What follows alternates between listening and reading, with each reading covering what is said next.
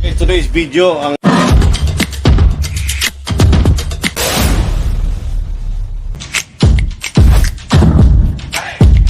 gagawin dito. Meron tayong dumating dito na bike. So this is the bike. It's 26. Ganyan frame. Ang kanyang cabling is sa labas pa rin, no? So sa labas siya. So ang kanyang size is 26. Ang kanyang size ng rim set 26 yan. Is aluminum. Kanyang manibela, sombre old style pa rin to. So yung maliit pa rin to. So yung fork, naka-hydraulic na rin siya. So naka 2x. So guys, itong gagawin natin dito. This 26 na frame na to. So gagawin nito, mag-repaint tayo dito. Gagawin natin kulay dito is metallic black. Ang bibirahin natin kulay sa body na to. Yung lang ito yung sticker. So bibihisan natin to ng magandang bihis din. So stock na rin to, matagal na rin. So papalitan to, mapalit tayo ng manibela na mas mahaba. And mapalit tayo ng kanyang wheelset. So wheelset is 26 to, magiging 27.5 to. So palit ng tire, palit ng rims, palit ng interior, ng spokes. So papalitan natin to din ang kanyang cogs. Magiging kasi 1136 lang at 34 lang ang kanyang cogs. Renovate niya lang kasi meron sentimental value at ang bike na to. Papagugin na natin ang kanyang ating itsura. Bagong gamit.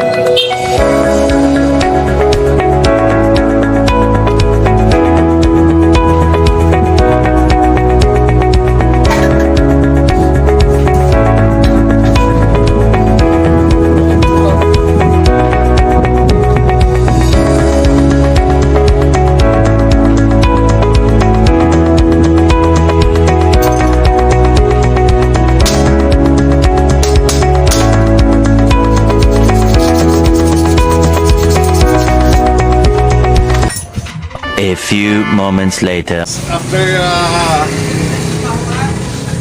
a few hours, ito na ating frame na nirepaint natin. So gumamit tayo ng BOSNY.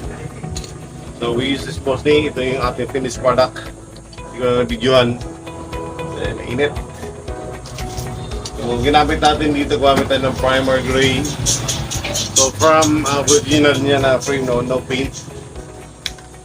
From alloy. So bago natin ginawang spray, gumamit tayo ng primer gray.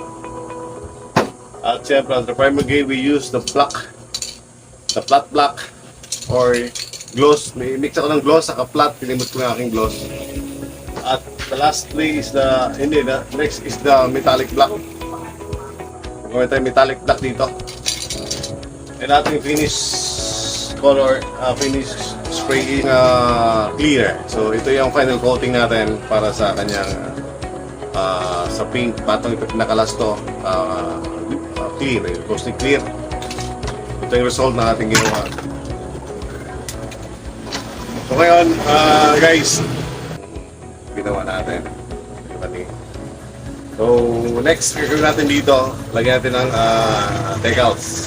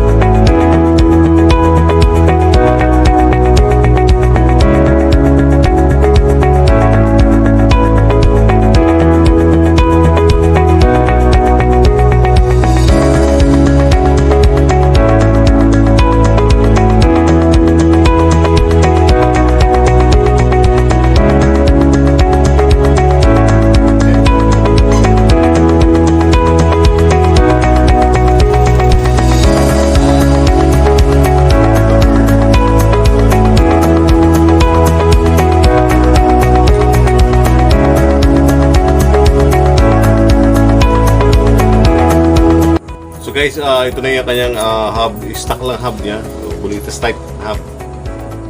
So napalit tayo ng spoke dahil 27.5 tayo. So ang ginamit nating size ng spoke ay 14 by 270 for 27.5.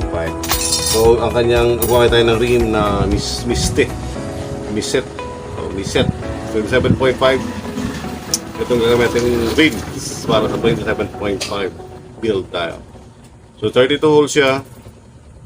So itong ating gagawin. Back dun sa ating Tosik repainted.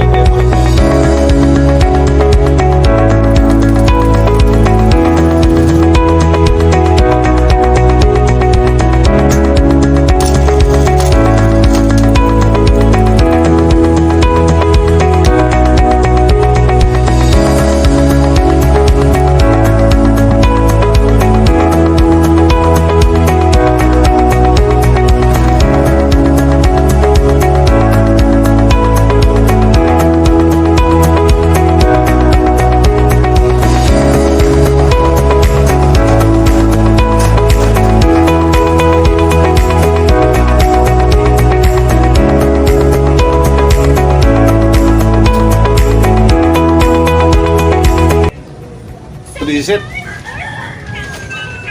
Our build, our painted rig natin from 26 to 27.5 na pipe. So, na-repaint natin yun ng black, the metallic black. Talagyan natin ng sticker na Tosik. Kabila ay blue. Nag-3x lang tayo dito. At pa tayo ng cogs na 40 feet lang. For 8 speed lang to guys. 8 speed. So, naka 9 speed kasi shifter niya. So, hindi na kinalitan. So yun lang ang ating ginawa. Regusa tire, 27.5. At ang ring na miset. Ito na yun. Reset our new bike. So nagwapo daw siya ulit. Palitan handlebar guys. Handlebar ni shop.